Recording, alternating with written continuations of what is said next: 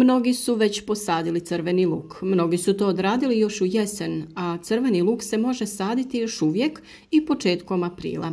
Ali treba uzeti u obzir štetnike poput lukove muhe.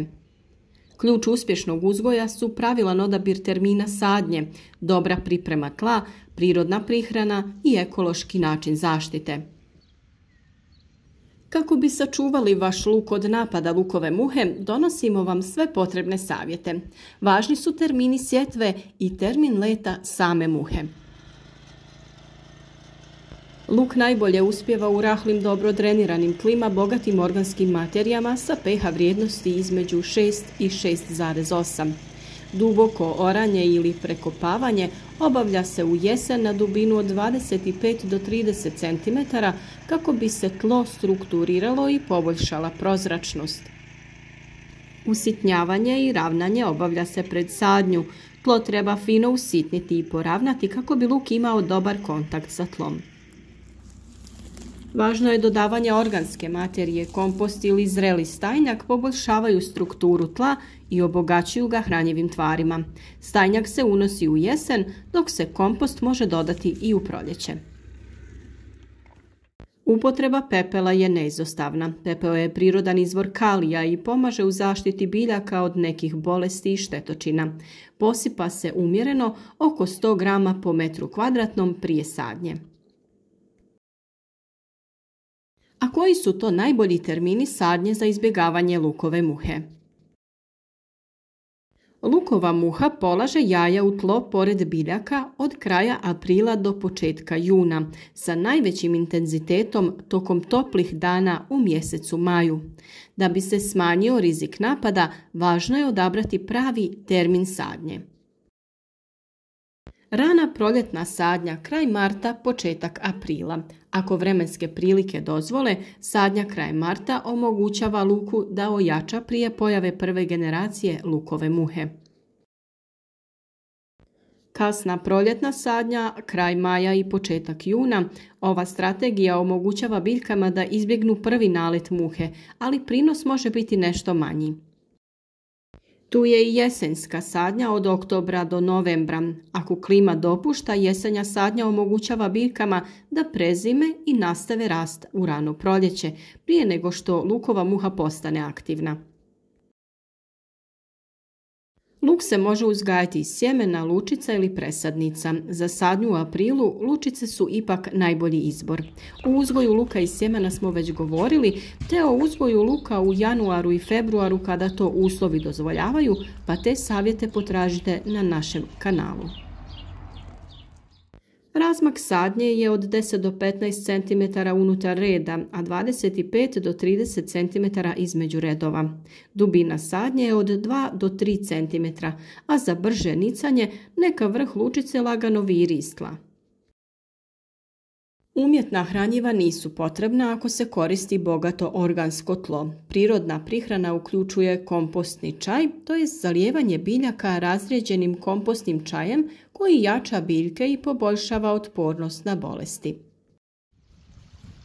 Možete koristiti koprivinu ili gavezovu fermentiranu vodu ili njihovu kombinaciju. Ove biljne tekućine sadrže dušik iz koprive i kalij iz gaveza, te se koriste kao prihrana svako 3 sedmice.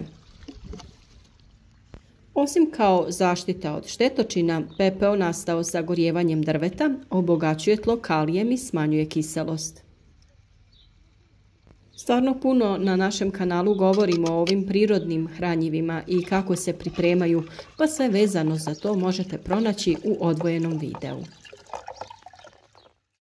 Lukova muha je ozbiljna prijetnja crvenom luku jer njene ličinke oštećuju biljke i uzrokuju njihovo uvenuće i truljenje. Kako najlakše spriječiti napad lukove muhe? Plodored je jedna od najvažnijih stavki. Luk ne smije rasti na istom mjestu svake godine. Potrebno je rotirati usjeve svake 3 do 4 godine. Miješane kulture, to jest dobri i loši susjedi. Sadnja luka uz mrkvu pomaže jer miris mrkve odbija lukovu muhu, dok luk tjera mrkvinu muhu. Također, sadnja luka uz bosiljak i neven može pomoći. Općenito su korisne i biljke koje imaju jak miris, poput paradajza ili pelina. Prekrivanje nasada agrilom je još jedna vrlo korisna opcija. Naime, agril platno, onaj bijeli zaštitni pokrov, štiti biljke od muhe jer sprječava ženke da polažu jaja. Pokriva se odmah nakon sadnje i drži se sve do kraja maja. Ovo platno propušta vlagu i prozračno je. Dovoljna je lagana konstrukcija jer platno nije teško. Prekrije se i pričvrsti sa strana. Naravno, po potrebi se može ukloniti radi uklanjanja korova i zalijevanja, a ako malčirate luk sa prirodnim materijalima, to neće biti ni potrebno jer malč čuva vlagu i sprječava rast korova. Možete koristiti sjeno, slamu, mljevenu kukuruzovinu. Upotreba pepela i piljevine je korisna kod odvraćanja štetnika. Posipanje tla drvenim pepelom ili mješavinom pepela i duhana može odvratiti ženke muhe. Za suhog vremena se pospe po površini tla. Tu je i zalijevanje rastvorom pelina ili nima. Ove biljke imaju jak miris koji odbija lukovu muhu. Prskanje čajem od pelina ili nimovim uljem možete smanjiti infestaciju. Ovo su prirodni preparati i važno je koristiti ih preventivno. Prskati svako 7 dana ili češće ukoliko je kišno vrijeme, posebno oko korijena i donjeg dijela stabljike.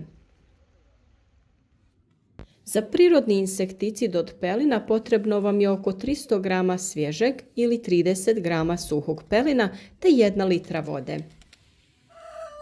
Priprema se tako što se prokuha voda i u nju se doda pelin. Ostavite da se hladi 24 sata, procjedite i razredite sa još 4 litre vode prije prskanja i zalijevanja. Ulje nima koristite po preporuci proizvođača.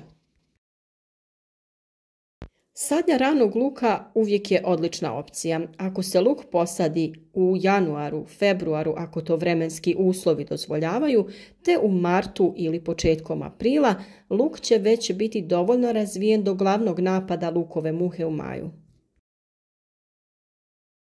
Ručno uklanjanje napadnutih biljaka je također vrlo važno.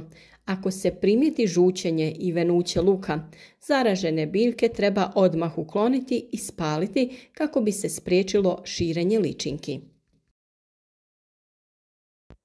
Dosta puta sam čula da vrtlari koriste zašećerenu vodu za prskanje biljaka, što nikako nije dobra ideja i nije korisno za biljke, već čak ima i suprotno djelovanje. Šećeru nije mjesto u vrtu. Ipak voda sa šećerom može se koristiti kao svojevrsni mamac za odrasle jedinke lukove muhe, ali nije direktno sredstvo zaštite za biljke. Evo kako funkcioniše i potencijalne nuspojave upotrebe šećera. Naime, odrasle muhe privlači miris šećera, pa se mogu uhvatiti u posude sa ovom otopinom. Na 1 litru vode dodaju se 3 kašike šećera. Postavljanjem plitkih posuda sa ovom šećernom vodom na nekoliko mjesta u vrtu može se smanjiti broj odraslih muha koje polažu jaja u tlo. Postavite te posude u blizini biljaka luka, posebno u toplim i suhim danima kada su muhe najaktivnije. Samo posipanje ove otopine po biljkama ili tlu može poticati rast gljivica i bakterija, a također može privući mrave i druge insekte koji vole šećer. Ne preporučuje se zalijevanje luka sa šećernom vodom jer može poremetiti prirodnu mikrofloru tla i uzrokovati rast nepoželjnih mikroorganizama. Izbor pravog termina sadnje je ključan za izbjegavanje napada lukove muhe. Ranoproljetna sadnja krajem marta i početkom aprila omogućava biljci da ojača prije sezone muhe, dok kasna sadnja kraj maja i početak juna može izbjeći prvi nalet. Jesenska sadnja je također dobra strategija ako to klima dopušta. Korištenjem organske prihrane, planiranjem plodoreda, korištenjem agril platna i prirodnih repelenata moguće je uzgojiti zdrav crveni luk bez štete od štetnika i hemijskih tretmana. Nadam se da će vam ovi savjeti pomoći u borbi sa ovim štetnikom i da ćete imati dobru sezonu uzgoja crvenog luka. Mi smo tu za sva dodatna pitanja, a nadamo se da ćete naš rad podržati sa lajkom, podijeliti ovaj video sa prijateljima i biti uz nas i dalje, jer svaki dan donosimo novi savjet kako bi vaš uzgoj biljaka bio što uspješniji.